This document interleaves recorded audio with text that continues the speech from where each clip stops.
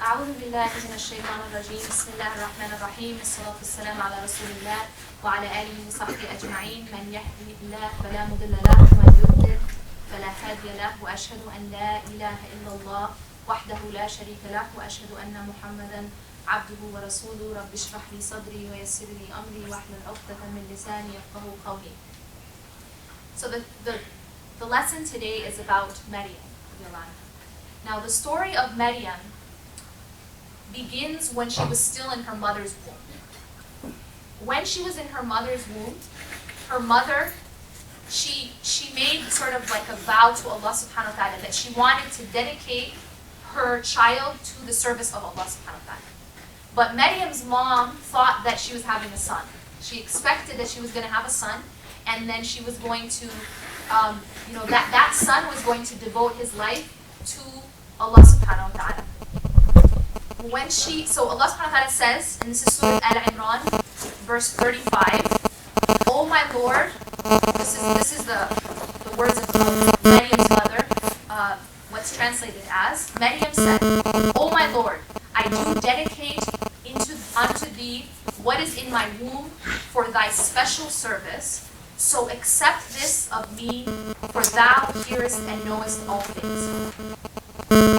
But see, what happened was, when she had the baby, it wasn't a male, it was a female, obviously, it was Maryam. So what happened was, when she delivered the baby, she said, "O my Lord, behold, I have delivered a female child." And this is ayah 36 of Surah Al-Imran. She had expected her baby to be a male child who would grow up as a scholar or religious leader. So she wanted, that's what she had expected. But subhanAllah, Allah had a different plan. So one thing first we can reflect on this part of the story is that sometimes we make plans and we think that something would be best done in a certain way. And we make plans in that way. But in the end, Allah subhanahu wa ta'ala says that we plan and Allah plans, and Allah is the best of planners. So sometimes things do not work out in the form that we think or in the form that we plan, but it works out in a better way, and that's Allah's plan. In this case, Allah subhanahu wa ta'ala knew better, and He had, instead of her having a male, she had a female. Even though it wasn't her plan, it was a better plan. So when she says, so then the ayah continues, the Quran continues, and says, "And God knew best what she brought forth." So Allah subhanahu wa ta'ala is saying that He knew best. She's saying she was kind of surprised when she had a female. And she says, I ended up delivering a girl. Allah subhanahu wa ta'ala knew best. This was part of Allah subhanahu wa ta'ala's plan. And then she goes on to say that I have named her Maryam. Okay. "And I commend her and her offsprings to thy protection from shaitan, be rejected." So from the very beginning, the plan of the mother, think about it. The mother, even before the child is born, is planning on having a child that will be dedicated to Allah subhanahu wa ta'ala. So this kind of gives us, something to reflect about too, as, when we become, when you're thinking about having children, or the whole concept of raising children, that how the parents have to be committed to that, to that goal for their children as well, and how they have to, from the very beginning, and it starts very, very early. One thing about that, just sort of a commentary on that, a lot of times we, like parents, they might not give their children sort of the Islamic education when they're young. And then once the children get older, like the children might not have any exposure or much exposure to Islamic education or Islamic environment. Sometimes people send their children to full-time Islamic schools as sort of a substitution for learning Islam in the home or seeing Islam practiced in the home, which obviously it isn't. It can't be a substitution. But it's not taught when they're young, and then once the children get to be older, teenagers, whatever, now you want to instill it, right? Now you want to force it. Now you want to force it down the child's throat. And that doesn't work. What does the child do? Rejects it, usually, and rebels. Because it wasn't something that they had growing up. It wasn't something they learned to be attached to love, to understand. And then when you get old and now the kid is kind of like out of control, now you want to use, sometimes, the parents want to use Islam to control the children, to make the children maybe listen to the parents and be able to control the children. It doesn't work like that. It has to be something that's from the, from the root, from the beginning, and it has to be taught in the right way too. One of the problems I think there is in the way that we teach our children about Islam, even when they do have an Islamic education as children, I feel like we teach it in the wrong way. So much of it is haram, haram, and more haram, right? And hellfire, hellfire, and more hellfire. And a'udhu billah, like it teaches these children like through fear. And this is, I think this is the wrong way to teach children about Allah subhanahu wa ta'ala. First and foremost, it's not accurate because Allah subhanahu wa ta'ala says, my mercy supersedes my wrath. Allah subhanahu wa ta'ala's mercy is more than His wrath. His attributes of mercy and forgiveness are more emphasized than His wrath. So for me as a parent, to teach my children the other way around is inaccurate. First of all, it's inaccurate. Second of all, why am I teaching my children about hellfire? Because my children are not even held accountable at that point, right? What I should be teaching my children at that point is to love Allah subhanahu wa ta'ala and to want to be with Allah subhanahu wa ta'ala in Jannah and to want, that the motivation would be out of love for Allah subhanahu wa ta'ala and gratitude. Because if you teach your children, look at all the things Allah subhanahu wa ta'ala has given you. If you teach your children through gratitude, like Allah subhanahu wa ta'ala has given you this, and imagine, like, if you give your child a gift, and you say, okay, this gift is from your grandfather, and maybe that grandfather sends a gift every single day to that child, and every day you give the gift to the child, and you say, this is from your grandfather. Oh, here's another one from your grandfather. Here's another one. Here's another one. Every single day of that child's life. What's going to happen with that child's relationship with the grandfather? Right? That child is going to love that grandfather. It's going to build love in that child's heart naturally. When you're given and you realize and you recognize that you're being given gifts, you're going to love that giver of gifts automatically. So if you teach your children in this way that everything you have is from Allah subhanahu wa ta'ala, and you teach your children about Jannah, and you teach your children about Allah subhanahu wa ta'ala and loving Allah subhanahu wa ta'ala, this creates a relationship with the child, with Allah, as someone who you want to please. Someone you want to please because think of all the things He's given you. And think about Jannah. And so it becomes a desire to please Allah subhanahu wa ta'ala. And if the child grows up that way, the hope is that will only grow in the child. And it's not just, you come and say, oh, like, if you don't do this, you're going to go to hell, or, everything is haram. And the child starts to grow up, gets to their teenage years, and is like, I don't want to have anything to do with this. Like, I can't do anything. And the idea hasn't been taught in the right way. So, I think this is just sort of something to think about, where if you want, you want your children to be God-fearing, you want your children to be devoted to Allah subhanahu wa ta'ala, it starts very, very young. Look at the mother of Maryam. It's starting while she's still in her womb, while her child is still in her womb.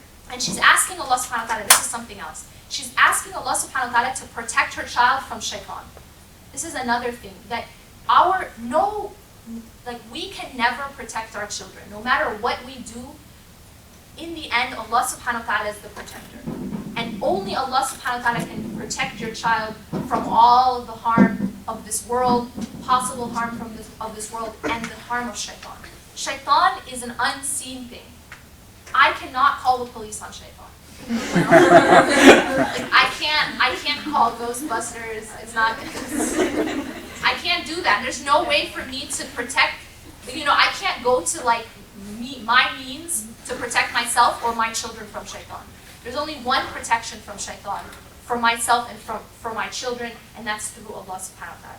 So she's seeking the protection from Allah subhanahu wa ta'ala for her child. And then in ayah 37 of Surah Al-Imran, Allah states that He accepted Maryam as her mother had asked, and He made Maryam grow in purity. She was assigned to the care of Zechariah.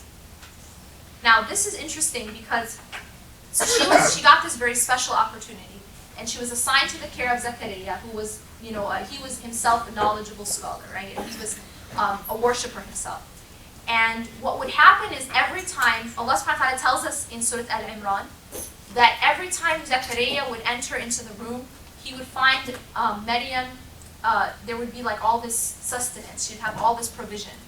And he would ask her, so every time that he entered her chamber to see her, he found her supplied with sustenance. And he said, "Oh Maryam, where did this, whence," I love this translation, "whence comes this to you?" She's from where did this come to you? Okay, that's what it's like. You have to translate the translation. She said, "From God, from Allah. For Allah provides subsistence or sustenance to whom He pleases without measure." Okay, look at this statement. So he comes in, he finds her with all this sustenance, and then he asks, "Where did this come from?" And she replies that it comes from Allah subhanahu wa ta'ala. For Allah provides sustenance without measure. Inna Allah yarzuqu man yasha bighayri hisab. You know, whenever if I provide something or someone provides something for me, they keep track of it. There's a hisab. You know, if I've borrowed money or something, or someone's giving me something, they're gonna keep track of how much they gave me. You know, because the idea is I'm okay. Or even if it's not like that, you do a favor for someone, right? you do a favor for someone, and it could be like years later. Remember when I did that thing for you? You know, like you keep track of it. Allah subhanahu wa ta'ala is saying here that He does things and He gives and He gives and He gives without keeping track, without measure. There's no hisab. So Allah subhanahu wa ta'ala is boundless, you know, in His giving and in His generosity. When He gives, He gives. So she's saying this. Now this is really interesting. Look what this almost inspires in Zakaria. Zakaria, at this point, he doesn't have a child, and he wants a child. And guess what? He's in a he basically is in a situation where to have a child is pretty much impossible because his wife is barren, and he's very old. Okay? So he's very old, and his wife is barren. But it's almost like the lesson he learned, you know, like what was inspired from seeing Maryam. Maryam has all this provision, and she's saying Allah gives without measure. So it almost inspires in him hope to ask Allah subhanahu wa ta'ala for what he wants from Allah subhanahu wa ta'ala. So he asks Allah subhanahu wa ta'ala for a child. Even though he's saying, you know, like, I'm old and my bones are old, you know, I'm so old and my hair is gray and everything and white, and my wife is barren, but can you give me a child? You know, it's like when you know something is totally impossible, but you still have hope in Allah subhanahu wa ta'ala, that's deep, right? Because it's impossible, but you still have hope in Allah subhanahu wa ta'ala. And that's what he says. He says, so that, because he said, he would never despair. He never wants to despair in his dua to Allah subhanahu wa ta'ala, that his dua would not be answered. Although it looked impossible. Now, this reminds me of the story of Musa alayhi salam. When Musa is in an impossible situation. Musa's impossible situation was what? He has Pharaoh and his army behind him, right? And he has a Red Sea in front of him. This is a really impossible situation. Completely trapped, right? That's what it looks like. That's what it looks like by any standard. And yet, look at his resolve. When his people said to him, we're going to be overtaken, we're doomed. Because they're Beni Israel, So they're like, we're doomed, right? Anyway, Beni Israel. So then Musa alayhi salam, he says, Kalla, inna ma'aya rabbi sayahdin. He is not shaken, he is not worried. He says, by no means, my Lord is with me, indeed my Lord is with me, and he will guide me through. So Musa alayhi salam, look at his resolve. Even though he couldn't see a way out, even though it looked like he was trapped, he didn't fear. He had hope in Allah subhanahu wa ta'ala would make a way out for him. And what did Allah subhanahu wa ta'ala do? Allah subhanahu wa ta'ala made a way for him in a way that no one could ever imagine. He told him to take his staff, strike the sea, and he opened the sea up for him and made a path for him in the middle of the sea. What is the lesson? By the way, when this story is told in Surah Al-Qasas, after the story, Allah subhanahu wa ta'ala says, in this is a sign, but most people don't think about, don't remember, don't realize. Okay. So this means that we're supposed to be studying these stories and getting a lesson from them, because Allah says this is a sign. So it's not just a story. It's not just for the, because it's a cool story. Allah subhanahu wa ta'ala is entertaining us. Right? Allah is not just entertaining us with His stories in the Quran. They're intended for a reason to teach us a lesson. So, and we know Allah subhanahu wa ta'ala doesn't do anything without a purpose. I can do something without a purpose, you can be random, but Allah subhanahu wa ta'ala isn't. Okay? So we say like, oh, that was so random. Okay? We can be random, but Allah subhanahu wa ta'ala is never random. Allah telling us this story to teach us a lesson. What's the lesson? Well, do we in our lives ever get in situations where we feel trapped? Do we ever get into situations where we feel like it's impossible and we don't see any way out of this problem that I'm in? Yeah, we get in those situations. What is Allah telling us? He's telling us the lesson, like He says in Surah Al-Talaq, مَن يَتَّقِ اللَّهَ يَجْعَلْ لَهُ مَخْرَجًا وَيَرْزُقُهُ مِنْ حَيْثُ لَا يَحْتَسِبُ. Allah subhanahu wa ta'ala says in Surah Al-Talaq that whoever has taqwa of Allah subhanahu wa ta'ala, whoever has consciousness and fear of Allah subhanahu wa ta'ala, He makes a way out for him. And He provides for him from places he never imagined. So look at the way in which we're taught this lesson in the story of Musa alayhi salam. When you put your trust in Allah, He makes a way out for you. If your focus is on Allah subhanahu wa ta'ala and you go to Allah subhanahu wa ta'ala in your time of need, when you see no other way out, Allah will make a way out for you in a way that you never imagined. And that's exactly what happened with Musa alayhi salam, and then look at what happened with Zakaria. So he makes this dua, okay, and it's like, again, something that seems very, very impossible. So he says, there did Zakaria pray to his Lord, saying, O my Lord, grant unto me from you a progeny that is pure, for you are He that hears prayers. He learned, it's almost like he learned that from Maryam. So that because of her, the way that she was provided for, from places you couldn't imagine, where is this coming from? They don't know, there's no explanation for where her provision was coming from. But it taught him that Allah subhanahu wa ta'ala can give without measure. So he asks Allah subhanahu wa ta'ala, and that's verse 38 of Al-Imran. And although his wife was barren, he was old, Allah subhanahu wa ta'ala indeed blesses Zakaria with a son. And you look at when he's told that he's going to have a son, his reaction. I always find that interesting. In Surah Maryam, his reaction is, but wait a minute, that's impossible, kind of. Even though that's what he asked for, I always find that interesting. That it's like, when he's told he's going to have a son, he's like, but I'm so old and my wife is barren. But wait a minute, isn't that what you made dua for? It's almost like he was asking for something, still he had hope in Allah, but it was something he thought was impossible. And when it's actually happening, it's like disbelief, If you can't believe it, something so amazing happens to you, and you're just in disbelief because it's so amazing. So that's what happened with him when he was told that he's going to have a son. And his son, they said he's going to be named Yahya. And Allah subhanahu wa ta'ala, now we're verse 40 of Al-Imran. God accomplishes what He wills. So here we learn this lesson. Allah does what He wills. When Allah wills something, it will happen, no matter how impossible it seems. No matter how impossible it seems, Allah, when He wills something, it will happen. And He describes that Yahya was going to become a noble and chaste prophet, as the angels had stated. Now, Maryam. What happens with Maryam is that an angel comes to her, and the angel tells her that she's going to have a child. But Maryam has never been married, she's never been touched, she's completely chaste. So her response, first, it says in the Quran, what's translated as, relate in the book the story of Maryam, when she withdrew from her family to a place in the east. She placed a screen to screen herself from them.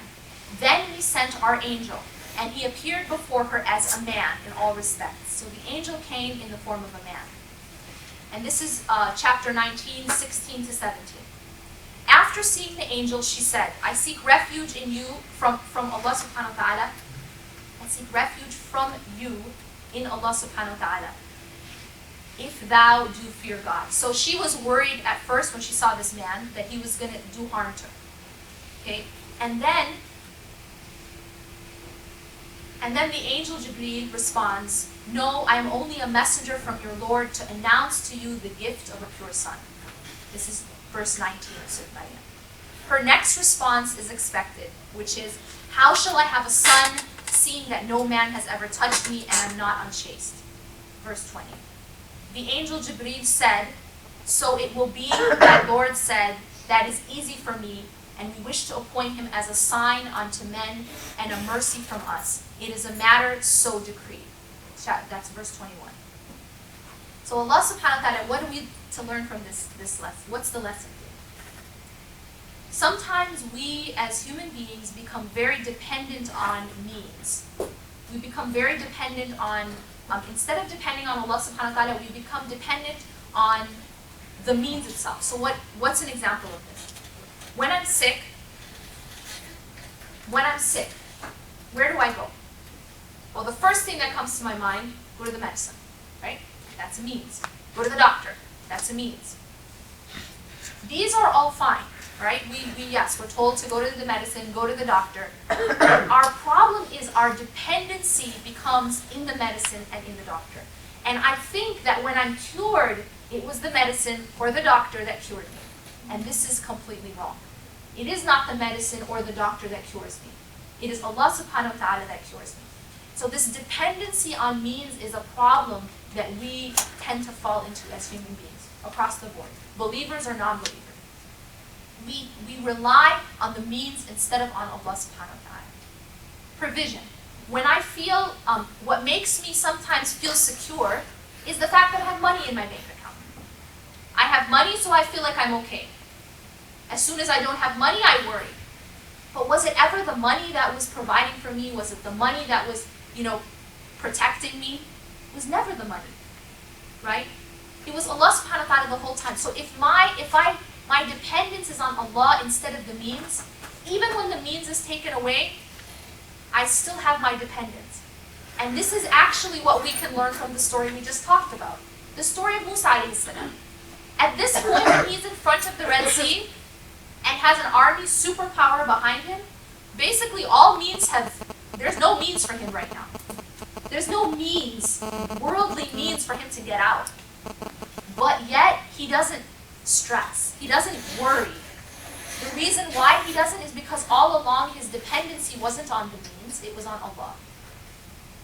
His dependency was on Allah. And Allah subhanahu wa ta'ala doesn't ever let you down. Allah subhanahu wa ta'ala is always there. So you never, if your reliance is on Allah instead of the means, no matter what happens, you lose your job, you lose the money, you lose the doctor, you lose the medicine, you're still reliant on Allah subhanahu wa ta'ala. That doesn't go away. So in this case, it's the means of conceiving aren't there, right? But Allah subhanahu wa ta'ala is showing her here that Allah is the one who it's not the means. It's Allah who makes you have a child. It's not the fact that you got married and you're not chaste or unchaste. It's from Allah. So the same way Allah subhanahu wa ta'ala could create Adam, right? There was no parents. He can create Isa alayhi salam with no father. Adam had no father too. He had no mother either. So she becomes pregnant. Okay. Now you have to realize this is a problem for her. She's innocent, obviously, and you can imagine. We can imagine, right? You're not married and you become pregnant. What are people going to say about you? What are they going to think about you? So what happens is when she's getting ready to give birth, she went to a distant place. So Allah subhanahu wa ta'ala says Surah Maryam, verse 22, and the pains of childbirth drove her to the trunk of a palm tree.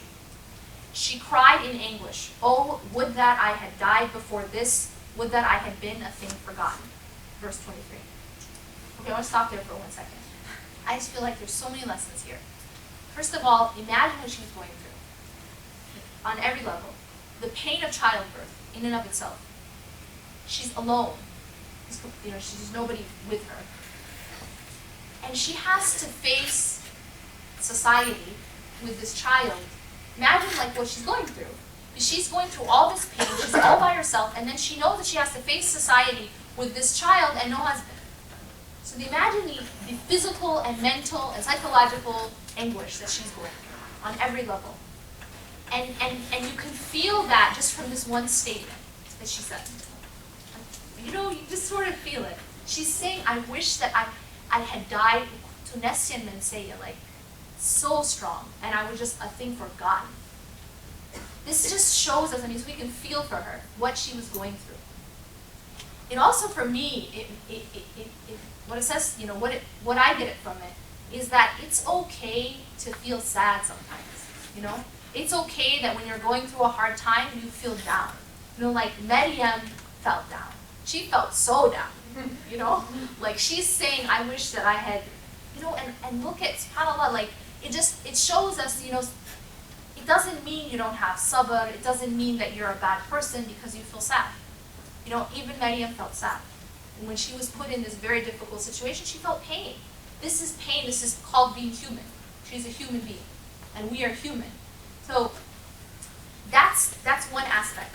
The other aspect is it kind of makes you appreciate your mothers and what they went through. Just it gives you a window into what it could have been like, you know, what that is like to go through that experience of childbirth. And all of our mothers went through it, you know. So it gives you an appreciation for that.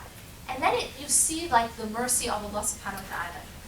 You know, I just feel like, you know, this woman is in so much anguish and she's in so much pain, and Allah subhanahu wa ta'ala comforts her.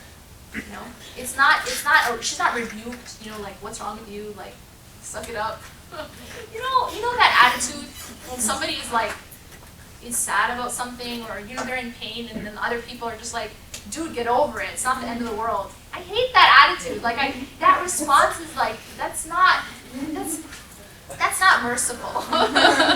That's like, I'm not going to talk about which gender tends to do that more.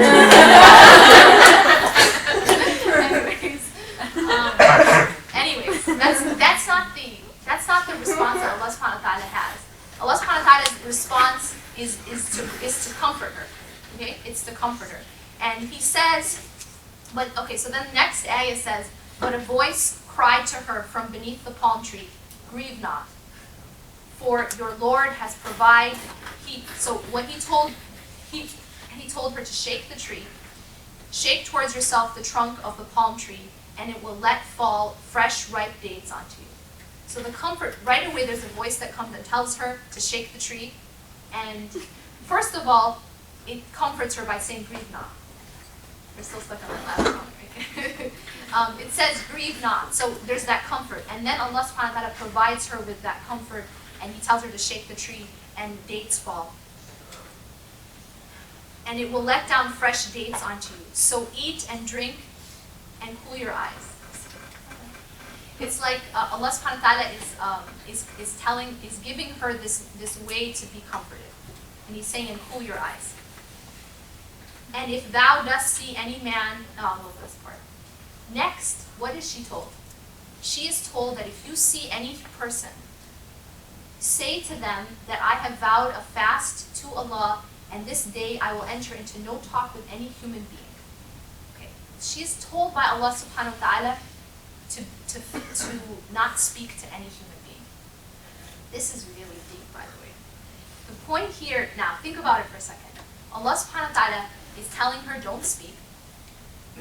Now, had she spoken, what do we do when we're in trouble? We're in a difficult situation. Somebody say is coming to me and is attacking me, is accusing me, I'm in trouble. What do? We try to use our means to protect ourselves. What's our means? I use my voice, I defend myself, I try to explain, I try to do this, my voice and speaking out for myself is my means to protect myself. Right?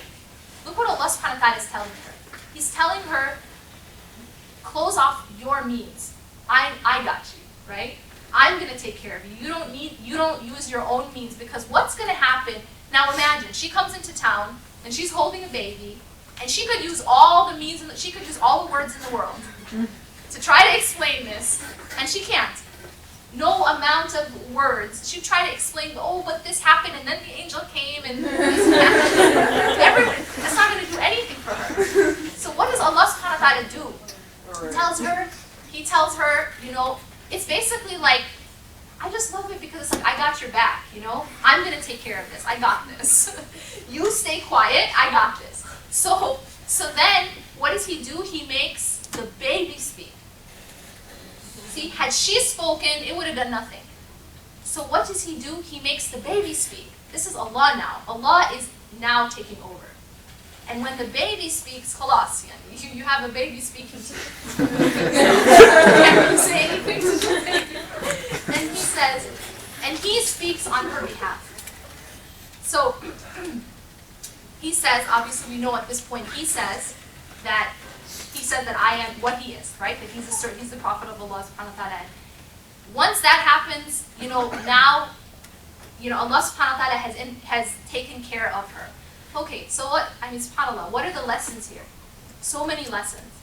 One of the things that, especially like, the fact that when she was first told that she's going to have a child, and she's very naturally very anxious because she's not married, but Allah subhanahu wa ta'ala had her back the whole time. Allah subhanahu wa ta'ala, He put her in that situation. When Allah subhanahu wa ta'ala puts you in a situation and you put your trust in Him, He's going to take care of you. He is going to give you what you need to get through that situation. أقول قولي هذا واستغفر الله لي ولكم إنه غفور رحيم سبحانك اللهم وبحمدك أشهد أن لا إله إلا أنت نستغفرك ونتوب إليك والعصر إن الإنسان لفي خسر إلا الذين آمنوا وعملوا الصالحات وتواصوا بالحق وتواصوا بالصبر. So it's normal to feel depressed at times or sad because of your situation. So how do you establish that boundary within yourself? Because Islam doesn't say anything about denying your emotions during hardship. So how do you establish that boundary with yourself as far as letting yourself be sad? Okay. Do you think that it's useful to record the question answer? It might be useful. Yeah, It's up to you guys. let's Because record that's it. a really good question. It can benefit others, inshallah. Are you recording this? Okay. So the question she asked is okay, so we learned from this that it's okay to feel sad. Allah subhanahu wa ta'ala we're not taught to deny our emotions, but how do we draw the line between basically falling into where it takes over, where maybe the depression takes over, or how do we draw that line? So I think that when it comes to emotions, we know first of all that emotions are from Allah subhanahu wa ta'ala. In fact, emotions are a creation of Allah subhanahu wa ta'ala. Everything is a creation of Allah subhanahu wa ta'ala. Moreover, everything can become a means to get to Allah subhanahu wa ta'ala, a tool to get to Allah subhanahu wa ta'ala, even our emotions. So what we need to do with our emotions is use them to get to Allah. We need to be in control of our emotions. Our emotions should not be in control of us. So if I feel sadness, I can use that sadness to actually get me closer to Allah. When I feel sad, for example, when you think about the times in your life when you felt sadness, or you were going through a hardship and it was very difficult for you. That hardship itself, that sadness itself, probably led you to pray with a lot more khushu' than you ever did before. That hardship and that sadness made you turn to Allah in a more humble and intense and needy way than you ever could before. So you see how even the sadness itself is a means if used correctly. Now the other side of it. If that sadness consumes me to such an extent that I can't turn to Allah, it paralyzes me. That's the problem. Then that means that the emotion is controlling me. I'm not controlling the emotion. The goal of our emotions, the goal in fact of everything in life, is to use it to take me to Allah. Use it to take me to Allah. Even mistakes. Even when I make a mistake. We're human beings, right? We all make mistakes. We're not angels. We're not going to become angels anytime soon. So when I make a mistake, I could do one of two things.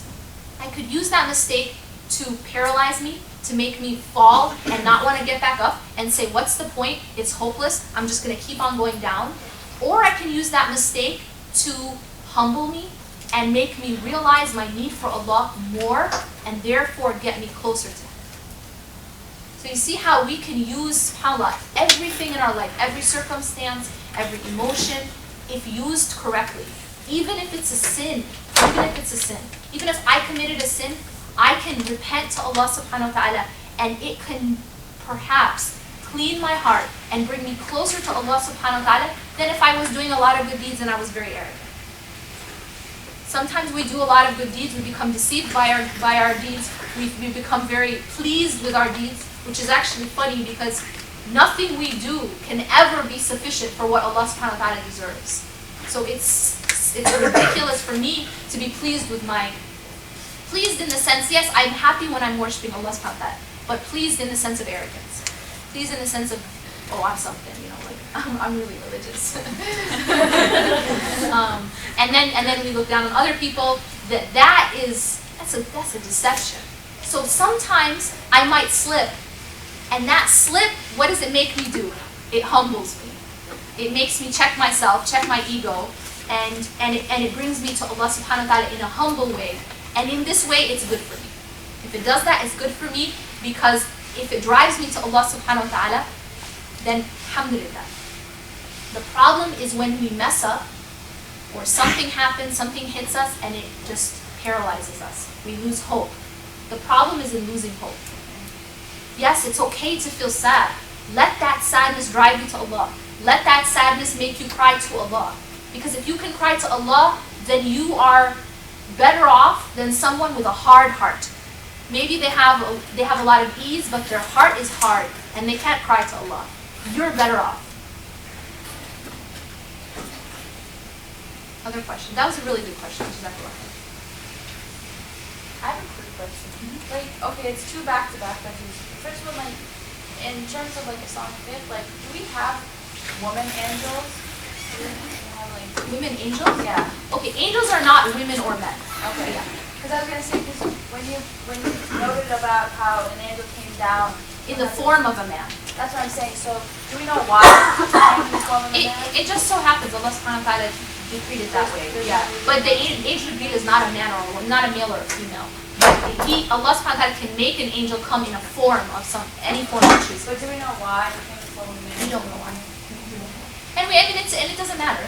It doesn't matter. I mean, that's just the form that Allah subhanahu wa ta'ala chose to do that particular task. Allah ta'ala. Other questions? That's a really quick one, I'm sorry. Yeah, go ahead. Based on what you're saying about with emotions, I feel like, sound like you're not qualified to answer this, but I feel like within the Muslim community, it's like mental health issues are not as recognized as they should be. So, we can have, having depression or sadness or anger after sad situations, understandable, but what advice do you give to Muslims as far as when it comes to seek help? Because it could be something chronic,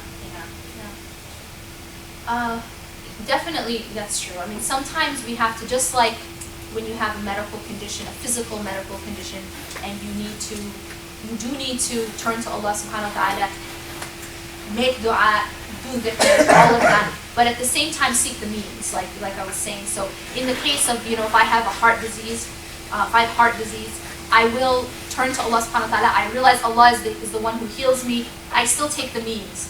Similarly, if I have a mental health condition, and sometimes I need to seek the means of seeking a doctor. Sometimes I need to seek the means of taking that route. So that's something that we shouldn't feel shy about. Sometimes it really is medically necessary.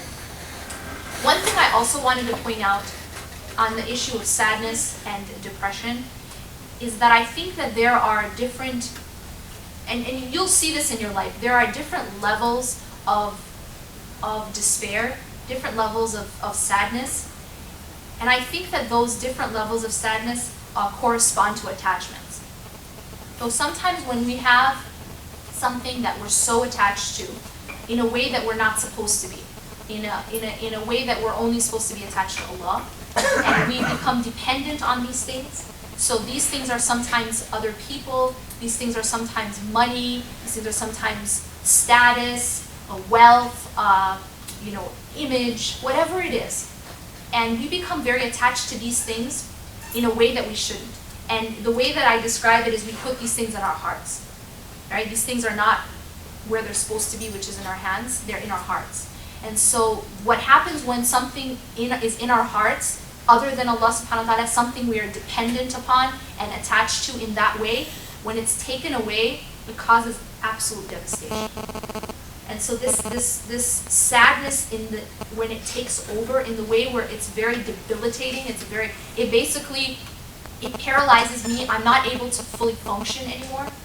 That's a sign that I had an attachment, an unhealthy attachment to that which was taken. So these are actually signs for us, they're indicators for us that we need to make a change in our attachments. When something is causing you so much pain and so much hardship and anguish that you're not really even able to function, it's a different level than sadness. Sadness is natural. Human beings, we feel sad. The Prophet ﷺ felt sadness when he lost his grandson, etc. But I'm talking about something different. I'm talking about when it's like, I can't eat, sleep, think about anything else. I can't function. I'm talking about serious, anguish and despair. That's a sign that I need to change that attachment. That there's an improper and unhealthy attachment to that thing, and that's what's going to happen. It's actually a mercy from Allah subhanahu wa ta'ala that Allah puts that pain in there. And the reason is that you think about pain in general.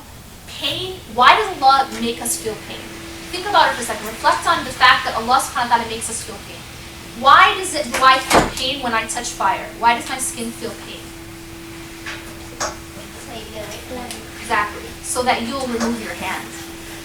I feel pain when I touch a hot stove so that I will immediately move my hand. If my hand were numb and I didn't feel the pain and I didn't know that my hand was on something hot, what would happen? I'd keep it there. I'd keep it there. I'd keep it there until it burns off my skin. The pain indicates to me that I need to make a change. I need to remove my hand. If I have pain in my chest, it tells me I have a heart problem and I go and I seek the doctor. If I never had that chest pain, guess what? I wouldn't know that I have a heart condition, that the veins in my, going to my heart are closed. And as a result, one day I have a heart attack and die. I have no warning that there's a problem that needs to be solved. Similarly, emotional pain does the same thing. It tells me there's a problem in my emotional attachments. There's a problem at an emotional level.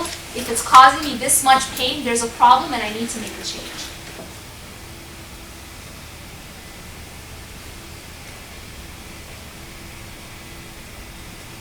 And usually, that change, what needs to happen is I need to take that attachment which I had on that thing and put it to Allah subhanahu wa ta'ala. That attachment needs to be on Allah subhanahu wa ta'ala and not on that object, whatever it was. This doesn't mean I don't love things. Doesn't mean I don't love to have people in my life. I don't love to have money. These things are all gifts of Allah subhanahu wa ta'ala which we love to have. And Allah loves to give. Allah is al-Wahhab. He loves to give gifts. But the problem is when I become dependent on the gift instead of the giver. That's the problem. And it will cause a lot of pain. It will cause a lot of pain. Other questions?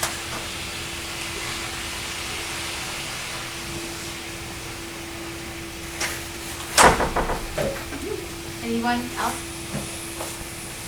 Okay, Jazakallah khair. Thank you for inviting me to your school.